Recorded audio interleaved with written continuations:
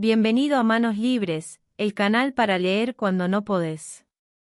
Parte 4 de la lectura completa de El Quijote.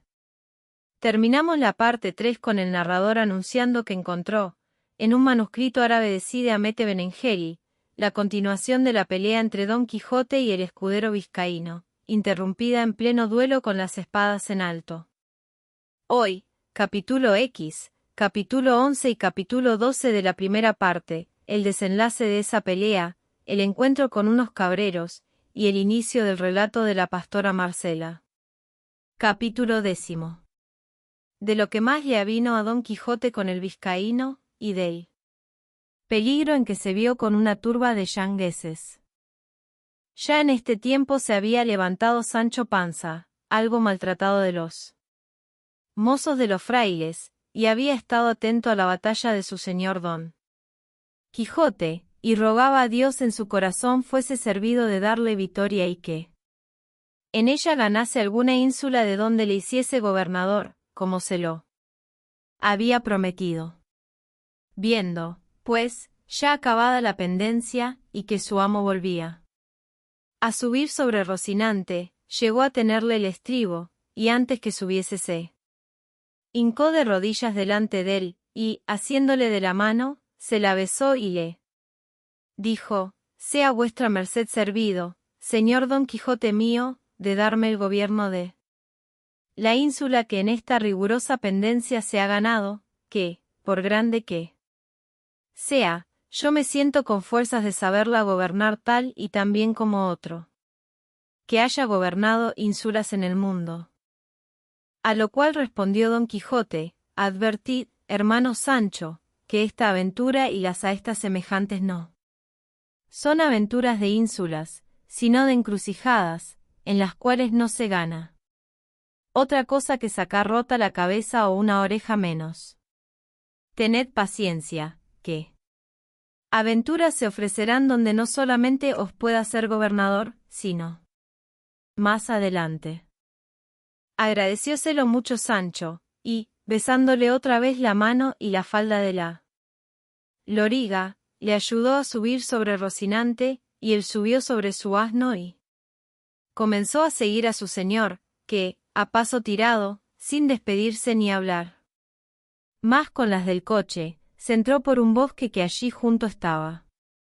Seguíale Sancho a todo el trote de su jumento, pero caminaba tanto Rocinante que, viéndose quedar atrás, le fue forzoso dar voces a su amo que se aguardase. Hízolo así Don Quijote, teniendo las riendas a Rocinante, hasta que llegase su cansado escudero, el cual, en llegando, le dijo: «Paréceme, señor, que sería acertado irnos a retraer a alguna iglesia, que, según quedó maltrecho aquel con quien os combatistes, no será mucho que den noticia del caso a la Santa Hermandad y nos prendan, y a fe que si lo hacen, que primero que salgamos de la cárcel que nos ha de sudar el hopo». «Calla», dijo Don Quijote. «¿Y, dónde has visto tú, o leído jamás, que caballero andante haya sido puesto ante la justicia, por más homicidios que hubiese cometido?» «Yo no sé nada de homecillos», respondió Sancho, «ni en mi vida le catea ninguno, solo sé que la Santa Hermandad tiene que ver con los que pelean en el campo, y en esotro no me entremeto». «Pues no tengas pena, amigo», respondió Don Quijote, «que yo te sacaré de las manos de los caldeos, cuanto más de las de la Hermandad. Pero dime, por tu vida, ¿has visto más valeroso caballero que yo en todo lo descubierto de la tierra? ¿Has leído en historias otro que tenga ni haya tenido más brío en acometer, más aliento en el perseverar, más destreza en el herir, ni más maña en el derribar?» «La verdad sea», respondió Sancho, «que yo no he leído ninguna historia jamás, porque ni sé leer ni escribir, más lo que osaré apostar es que más atrevido amo que vuestra merced yo no le he servido en todos los días de mi vida, y quiera Dios que estos atrevimientos no se paren donde tengo dicho». Lo que le ruego a vuestra merced es que se cure, que le va mucha sangre de esa oreja, que aquí traigo hilas y un poco de ungüento blanco en las alforjas. Todo eso fuera bien excusado, respondió don Quijote, si a mí se me acordara de hacer una redoma del bálsamo de Fierabrás, que con sola una gota se ahorraran tiempo y medicinas. ¿Qué redoma y qué bálsamo es ese?, dijo Sancho Panza. Es un bálsamo, respondió don Quijote, de quien tengo la receta en la memoria, con el cual no hay que tener temor a la muerte, ni hay pensar morir de ferida alguna. Y ansí, cuando yo le haga y te le dé, no tienes más que hacer sino que, cuando vieres que en alguna batalla me han partido por medio del cuerpo, como muchas veces suele acontecer, bonitamente la parte del cuerpo que hubiere caído en el suelo, y con mucha sotileza, antes que la sangre se llegue, la pondrás sobre la otra mitad que quedar en la silla, advirtiendo de encajallo igualmente y al justo, luego me darás a beber solos 2 tragos del bálsamo que he dicho, y verásme quedar más sano que una manzana. Si eso hay, dijo Panza, yo renuncio desde aquí el gobierno de la prometida ínsula, y no quiero otra cosa, en pago de mis muchos y buenos servicios, sino que vuestra merced me dé la receta de ese extremado licor, que para mí tengo que valdrá la onza donde quiera más de a 2 reales, y no he menester yo más para pasar esta vida honrada y descansadamente. Pero es de saber agora si tiene mucha costa el hacelle.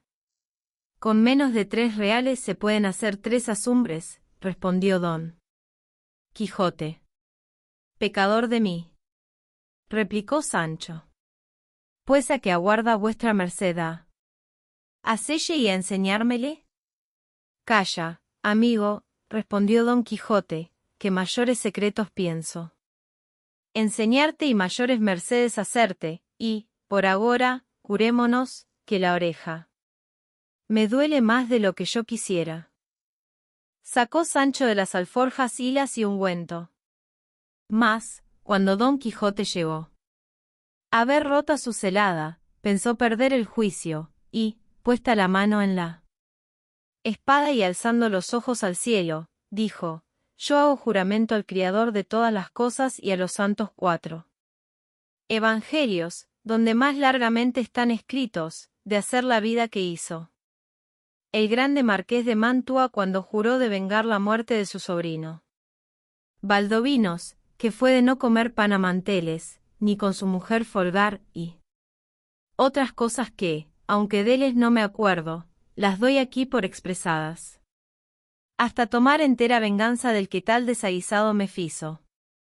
Oyendo esto Sancho, le dijo: Advierta vuestra merced, señor Don Quijote, que si el caballero cumpliólo que se le dejó ordenado de irse a presentar ante mi señora Dulcinea del Toboso, ya habrá cumplido con lo que debía, y no merece otra pena sino comete nuevo delito. Has hablado y apuntado muy bien, respondió Don Quijote, y así, anulo el juramento en cuanto a lo que toca a tomar de nueva venganza, pero hágole y confírmole de nuevo de hacer la vida que he dicho, hasta tanto que quite por fuerza otra celada tal y tan buena como esta a algún caballero. Y no pienses, Sancho, que así a humo de pajas hago esto, que bien tengo a quien imitar en ello, que esto mismo pasó, al pie de la letra, sobre el yelmo de Mambrino, que tan caro le costó a Sacripante. Que dé al diablo vuestra merced tales juramentos, señor mío, replicó Sancho, que son muy en daño de la salud y muy en perjuicio de la conciencia. Si no, dígame ahora, si acaso en muchos días no topamos hombre armado con celada, ¿qué hemos de hacer? Hace de cumplir el juramento, despecho de tantos inconvenientes e incomodidades, como será el dormir vestido, y el no dormir en poblado, y otras 1000 penitencias que contenía él. Juramento de aquel loco viejo del marqués de Mantua, que vuestra merced ¿quiere revalidar ahora?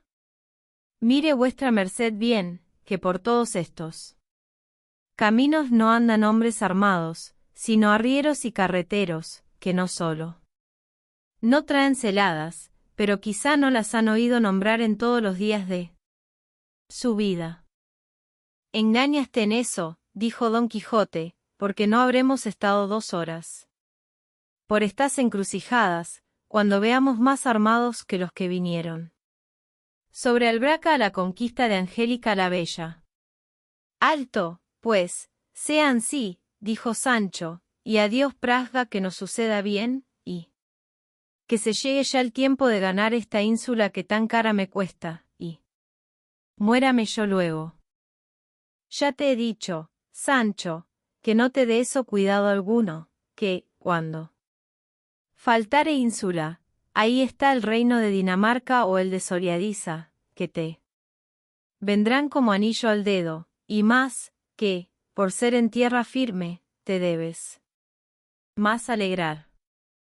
Pero dejemos esto para su tiempo, y mira si traes algo en esas alforjas que comamos, porque vamos luego en busca de algún castillo donde alojemos esta noche y hagamos el bálsamo que te he dicho, porque yo te voto.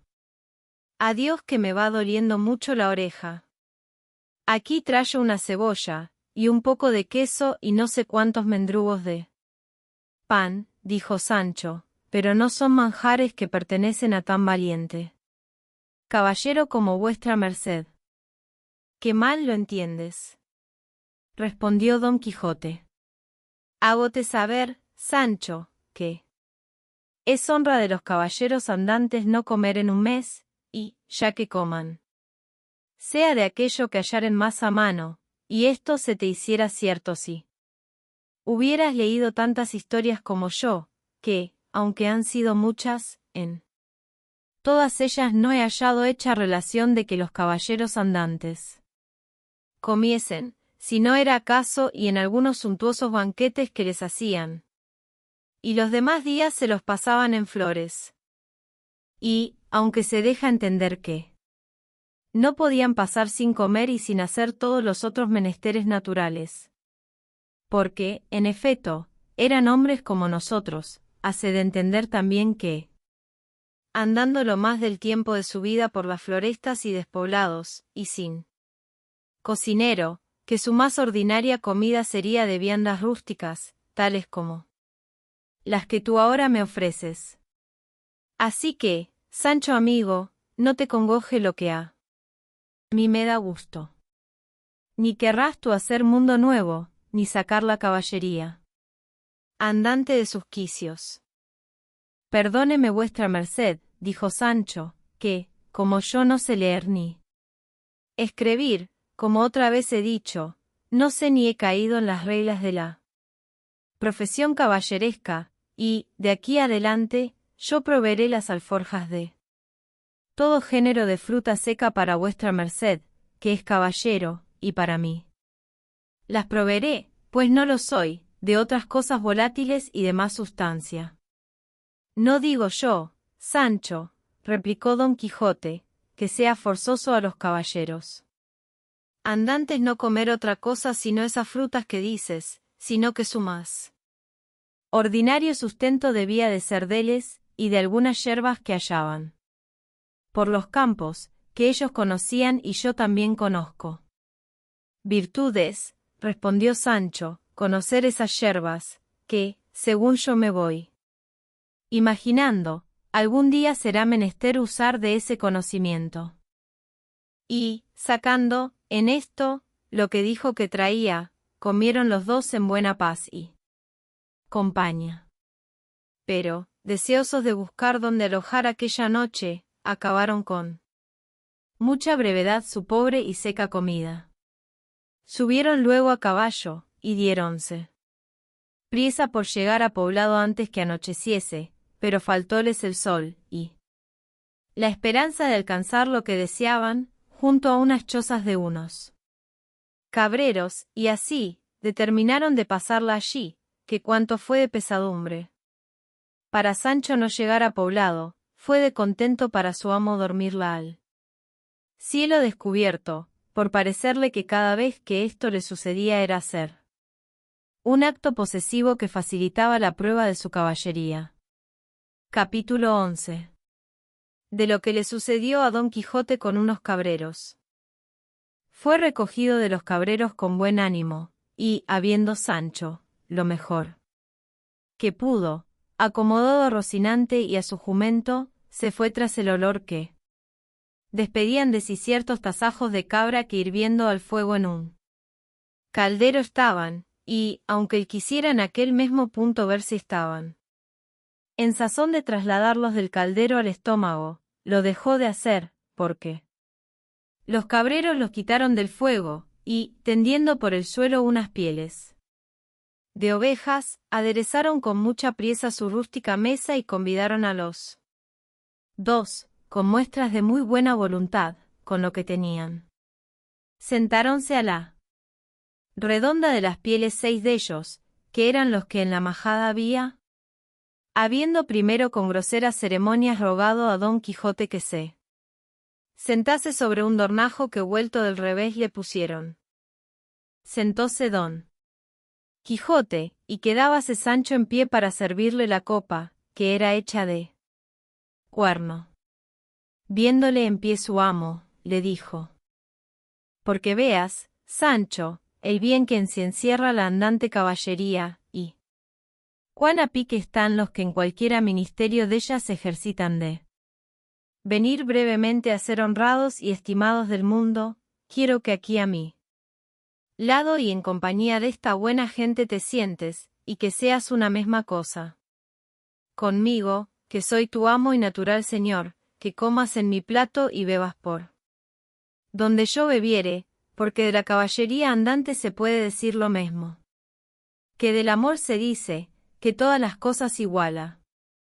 Gran merced, dijo Sancho, pero sé decir a vuestra merced que, como yo tuviese bien de comer, también y mejor me lo comería en pie y a mis solas, como sentado a par de un emperador. Y aún, si va a decir verdad, mucho mejor me sabe lo que como en mi rincón, sin melindres ni respetos, aunque sea pan y cebolla, que los gallipavos de otras mesas donde me sea forzoso mascar despacio, beber poco, limpiarme a menudo, no estornudar ni toser si me viene gana, ni hacer otras cosas que la soledad y la libertad traen consigo.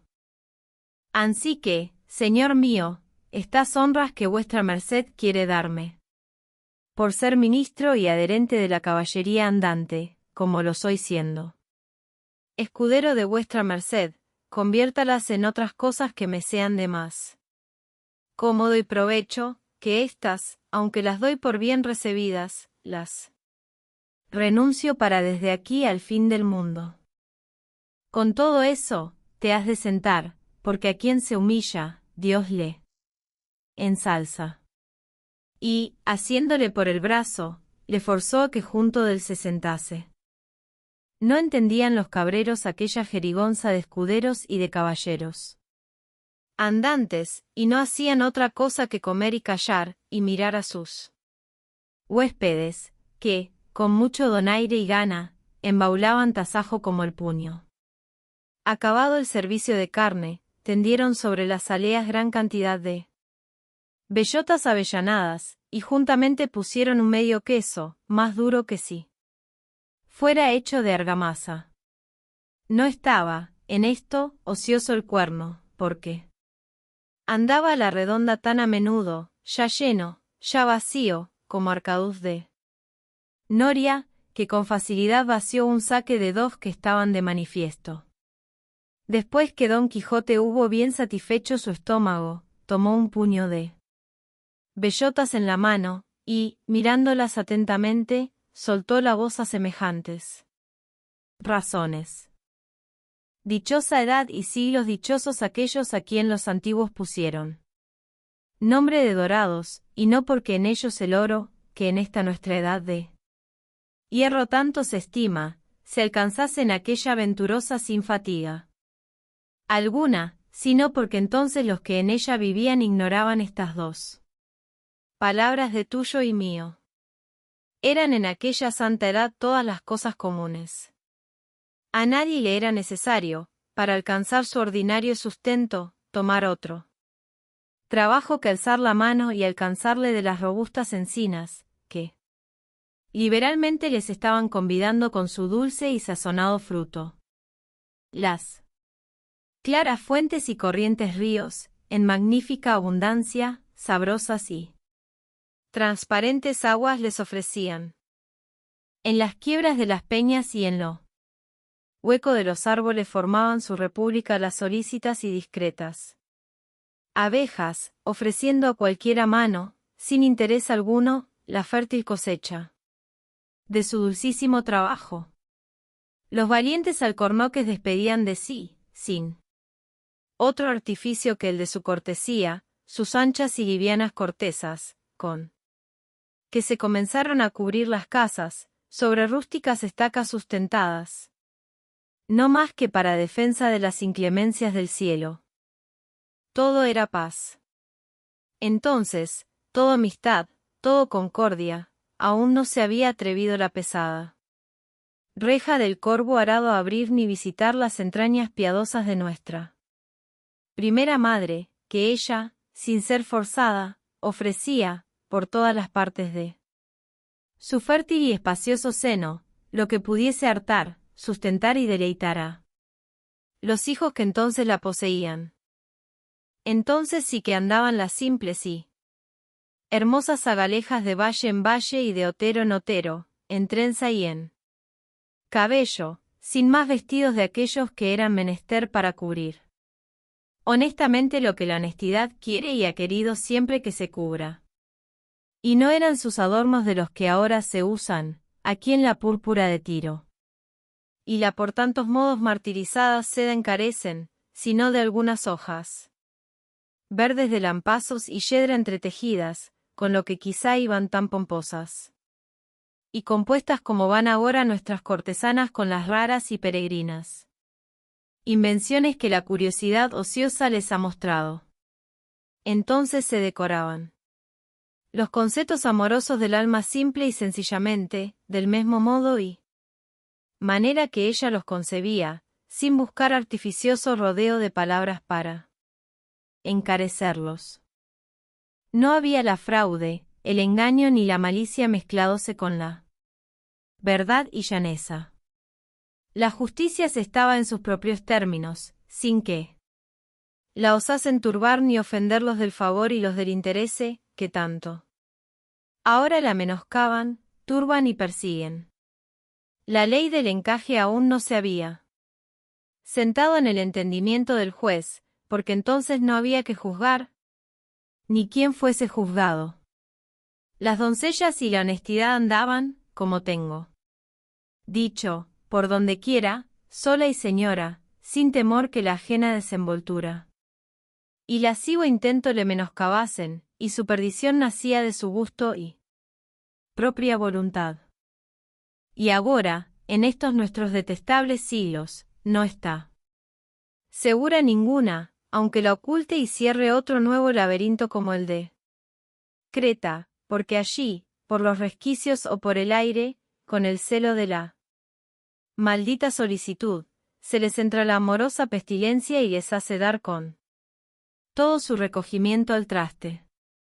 Para cuya seguridad, andando más los tiempos y creciendo más la malicia, se instituyó la orden de los caballeros andantes, para defender las doncellas, amparar las viudas y socorrer a los huérfanos y a los menesterosos. De esta orden soy yo, hermanos cabreros, a quien agradezco el gasaje y buen acogimiento que hacéis a mí y a mí escudero, que, aunque por ley natural están todos los que viven obligados a favorecer a los caballeros andantes, todavía, por saber que sin saber vosotros esta obligación me acogistes y regalastes, es razón que, con la voluntad a mi posible, os agradezca la vuestra. toda esta larga arenga, que se pudiera muy bien excusar, dijo nuestro caballero, porque las bellotas que le dieron le trujeron a la memoria la edad dorada y antojósele hacer aquel inútil razonamiento a los cabreros, que, sin respondelle palabra, embobados y suspensos, le estuvieron escuchando. Sancho, asimesmo, callaba y comía bellotas, y visitaba muy a menudo el segundo saque, que, porque se enfriase el vino, le tenían colgado de un alcornoque. Más tardó en hablar Don Quijote que en acabarse la cena, al fin de la cual uno de los cabreros dijo: para que con más veras pueda vuestra merced decir, señor caballero andante, que le agasajamos con prompta y buena voluntad, queremos darle solaz y contento con hacer que cante un compañero nuestro que no tardará mucho en estar aquí, el cual es un zagal muy entendido y muy enamorado, y que, sobre todo, sabe leer y escribir y es músico de un rabel, que no hay más que desear. Apenas había el cabrero acabado de decir esto, cuando llegó a sus oídos el son del rabel, y de allí a poco llegó el que le tañía, que era un mozo de hasta 22 años, de muy buena gracia. Preguntáronle sus compañeros si había cenado, y, respondiendo que sí, el que había hecho los ofrecimientos le dijo: de esa manera, Antonio, bien podrás hacernos placer de cantar un poco. Porque vea este señor huésped que tenemos quien, también por los montes y selvas hay quien sepa de música. Hémosle dicho tus buenas habilidades, y deseamos que las muestres y nos saques verdaderos, y así, te ruego por tu vida que te sientes y cantes el romance de tus amores que te compuso él. Beneficiado tu tío, que en el pueblo ha parecido muy bien. Que me pleis, respondió el mozo. Y, sin hacerse más de rogar, se sentó en el tronco de una desmochada encina, y, templando su rabel, de allí a poco, con muy buena gracia, comenzó a cantar, diciendo de esta manera: Antonio, yo sé, Olalla, que me adoras, puesto que no me lo has dicho, ni aun con los ojos siquiera, mudas lenguas de amoríos, porque sé que eres sabida, en que me quieres me afirmo, que nunca fue desdichado, amor que fue conocido. Bien es verdad que tal vez, Olalla, me has dado indicio, que tienes de bronce el alma, y el blanco pecho de risco, más allá entre tus reproches y honestísimos desvíos. Tal vez la esperanza muestra la orilla de su vestido. Abalánzase al señuelo. Mi fe, que nunca ha podido ni menguar por no llamado, ni crecer por escogido. Si el amor es cortesía, de la que tienes corijo, que el fin de mis esperanzas ha de ser cual imagino. Y si son servicios parte de hacer un pecho benigno, algunos de los que he hecho fortalecen mi partido. Porque si has mirado en ello, más de una vez habrás visto que me he vestido en los lunes, lo que me honraba el domingo, como el amor y la gala andan un mismo camino. En todo tiempo a tus ojos quise mostrarme polido. Dejo el bailar por tu causa, ni las músicas te pinto, que has escuchado deshoras, y al canto del gallo primo. No cuento las alabanzas que de tu belleza he dicho, que, aunque verdaderas, hacen ser yo de algunas malquisto. Teresa del Berrocal. Yo alabándote, me dijo. Tal piensa que adora a un ángel, y viene a adorar a un gimio. Merced a los muchos dijes, y a los cabellos postizos, y a hipócritas hermosuras, que engañan al amor mismo. Desmentíla y enojóse. Volvió por ella su primo. Desafióme, y ya sabes. Lo que yo hice y él hizo. No te quiero yo a montón. Ni te pretendo y te sirvo. Por lo de Barraganía. Que más bueno es mi designio. Coyundas tiene la iglesia. Que son las hadas de sirvo. Pon tú el cuello en la gamella. Verás cómo pongo el mío. Donde no, desde aquí juro. Por el santo más bendito. De no salir de estas sierras. Sino para Capuchino. Con esto dio el cabrero fin a su canto, y, aunque Don Quijote le rogó que algo más cantase, no lo consintió Sancho Panza, porque estaba más para dormir que para oír canciones. Y ansí, dijo a su amo, bien puede vuestra merced acomodarse desde luego a dónde ha de posar esta noche, que el trabajo que estos buenos hombres tienen todo el día no permite que pasen las noches cantando. Ya te entiendo, Sancho, le respondió Don Quijote, que bien se me trasluce. Que las visitas del zaque piden más recompensa de sueño que de música. A todo nos sabe bien, bendito sea Dios, respondió Sancho. No lo niego, replicó Don Quijote, pero acomódate tú donde quisieres, que los de mi profesión mejor parecen velando que durmiendo. Pero, con todo esto, sería bien, Sancho, que me vuelvas a curar esta oreja, que me va doliendo más de lo que es menester.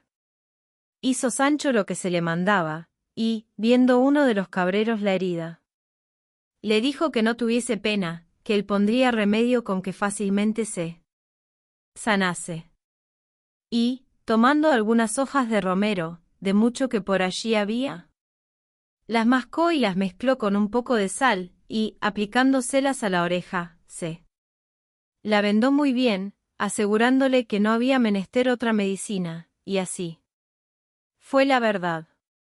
Capítulo 12. De lo que contó un cabrero a los que estaban con Don Quijote.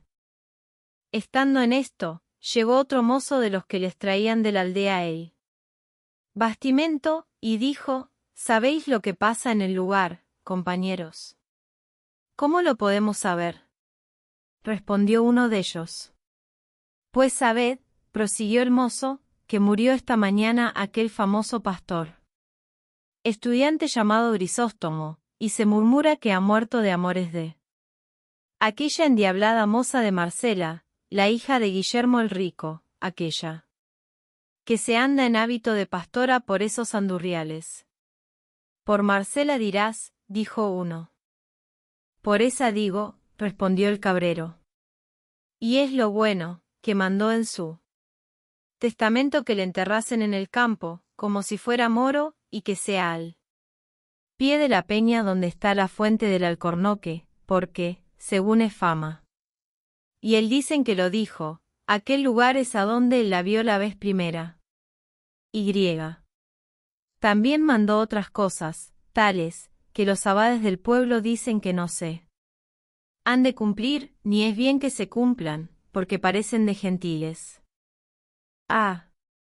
Todo lo cual responde aquel gran su amigo Ambrosio, el estudiante, que también se vistió de pastor con él, que se ha de cumplir todo, sin faltar nada, como lo dejó mandado Grisóstomo, y sobre esto anda el pueblo alborotado, mas, a lo que se dice, en fin se hará lo que Ambrosio y todos los pastores sus amigos quieren, y mañana le vienen a enterrar con gran pompa a donde tengo dicho. Y tengo para mí que ha de ser cosa muy de ver, lo menos, yo no dejaré de ir a verla, si supiese no volver mañana al lugar. Todos haremos lo mismo, respondieron los cabreros, y echaremos suertes a ¿quién ha de quedar a guardar las cabras de todos? Bien dices, Pedro, dijo uno, aunque no será menester usar de esa diligencia, que yo me quedaré por todos. Y no lo atribuyas a virtud y a poca curiosidad mía, sino a que no me deja andar el garrancho que el otro día me pasó este pie. Con todo eso, te lo agradecemos, respondió Pedro. Y Don Quijote rogó a Pedro le dijese que muerto era aquel y que pastora aquella, a lo cual Pedro respondió que lo que sabía era que el muerto era un hijodalgo rico, vecino de un lugar que estaba en aquellas sierras, el cual había sido estudiante muchos años en Salamanca, al cabo de los cuales había vuelto a su lugar, con opinión de muy sabio y muy leído. Principalmente, decían que sabía la ciencia de las estrellas, y de lo que pasan, allá en el cielo, el sol y la luna, porque puntualmente nos decía él. Cris del sol y de la luna. Eclipse se llama, amigo, que no cris, el escurecerse esos dos luminares mayores, dijo Don Quijote.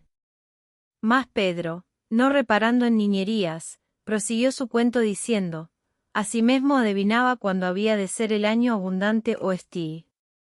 Estéril queréis decir, amigo, dijo Don Quijote. Estéril o estí, respondió Pedro, todo se sale allá. Y digo que con esto que decías hicieron su padre y sus amigos, que le daban crédito, muy ricos, porque hacían lo que él les aconsejaba, diciéndoles, sembrad este año cebada, no trigo, en este podéis sembrar garbanzos y no cebada, el que viene será de guilla de aceite, los 3 siguientes no se cogerá gota, punto. Esa ciencia se llama astrología, dijo Don Quijote. No sé yo cómo se llama, replicó Pedro, más sé que todo esto sabía, y aún más. Finalmente, no pasaron muchos meses, después que vino de Salamanca, cuando un día remaneció vestido de pastor, con su cayado y pellico, habiéndose quitado los hábitos largos que como escolar traía, y juntamente se vistió con el de pastor otro su grande amigo, llamado Ambrosio, que había sido su compañero en los estudios.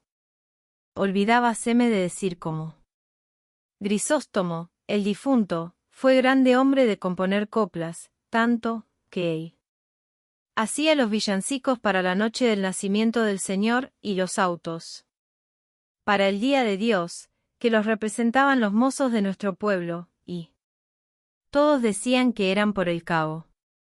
Cuando los del lugar vieron tan de improviso vestidos de pastores a los 2 escolares, quedaron admirados, y no podían adivinar la causa que les había movido a hacer aquella tan extraña mudanza.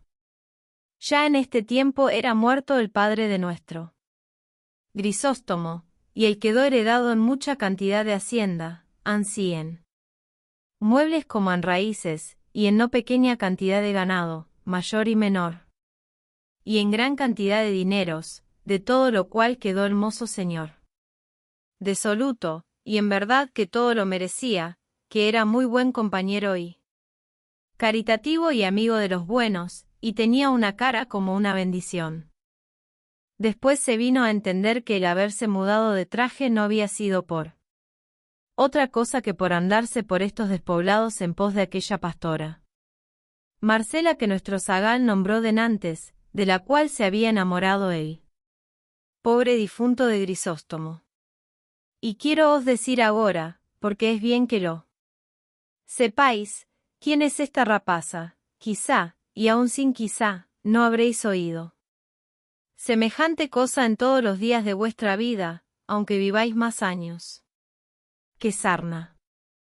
Decid zarra, replicó Don Quijote, no pudiendo sufrir el trocar de los vocablos del cabrero. Harto vive la sarna, respondió Pedro, y si es, señor, que me habéis de andar zaheriendo a cada paso los vocablos, no acabaremos en un año.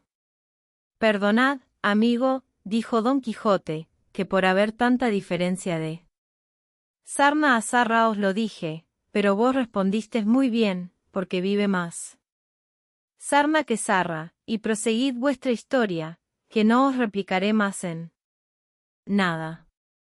Digo, pues, señor mío de mi alma, dijo el cabrero, que en nuestra aldea Hubo un labrador aún más rico que el padre de Grisóstomo, el cual se llamaba Guillermo, y al cual dio Dios, amén de las muchas y grandes riquezas, una hija, de cuyo parto murió su madre, que fue la más honrada mujer que hubo en todos estos contornos. No parece sino que ahora la veo, con aquella cara que del un cabo tenía el sol y del otro la luna, y, sobre todo, hacendosa y amiga de los pobres, por lo que creo que debe de estar su ánima a la hora de ahora gozando de Dios en el otro mundo. De pesar de la muerte de tan buena mujer murió su marido Guillermo, dejando a su hija Marcela, muchacha y rica, en poder de un tío suyo sacerdote y beneficiado. En nuestro lugar creció la niña con tanta belleza, que nos hacía acordar de la de su madre, que la tuvo muy grande, y, con todo esto, se juzgaba que le había de pasar la de la hija. Y así fue, que, cuando llegó a edad de 14 a 15 años, nadie la miraba que no bendecía a Dios, que tan hermosa la había criado, y los más quedaban enamorados y perdidos por ella. Guardábala su tío con mucho recato y con mucho encerramiento, pero, con todo esto, la fama de su mucha hermosura se extendió de manera que, así por ella como por sus muchas riquezas, no solamente de los de nuestro pueblo, sino de los de muchas leguas a la redonda, y de los mejores de ellos, era rogado, solicitado e importunado su tío se la diese por mujer. Mas él, que a las derechas es buen cristiano, aunque quisiera casarla luego, así como la había de edad, no quiso hacerlo sin su consentimiento, sin tener ojo a la ganancia y granjería que le ofrecía el tener la hacienda de la moza, dilatando su casamiento. Y a fe que se dijo esto en más de un corrillo en el pueblo, en alabanza del buen sacerdote. Que quiero que sepa, señor andante, que en estos lugares cortos de todo se trata y de todo se murmura. Y tened para vos, como yo tengo para mí, que debía de ser demasiadamente bueno el clérigo que obliga a sus feligreses a que digan bien de él, especialmente en las aldeas. Así es la verdad, dijo Don Quijote, y proseguid adelante, que el cuento es muy bueno, y vos, buen Pedro, le contáis con muy buena gracia. La del Señor no me falte, que es la que hace el caso. Y en lo demás sabréis que, aunque el tío proponía a la sobrina y le decía las caridades de cada uno en particular, de los muchos que por mujer la pedían, rogándole que se casase y escogiese a su gusto, jamás ella respondió otra cosa sino que por entonces no quería casarse, y que, por ser tan muchacha, no se sentía hábil para poder llevar la carga del matrimonio. Con estas quedaba. Al parecer justas excusas, dejaba el tío de importunarla, y esperaba a que entrase algo más en edad y ella supiese escoger compañía a su gusto. Porque decía él, y decía muy bien, que no habían de dar los padres a sus hijos estado contra su voluntad. Pero hételo aquí, cuando no me cato, que remanece un día la melindrosa Marcela hecha pastora, y, sin ser parte su tío ni todos los del pueblo, que se lo desaconsejaban, dio en irse al campo con las demás zagalas del lugar, y dio en guardar su mismo ganado.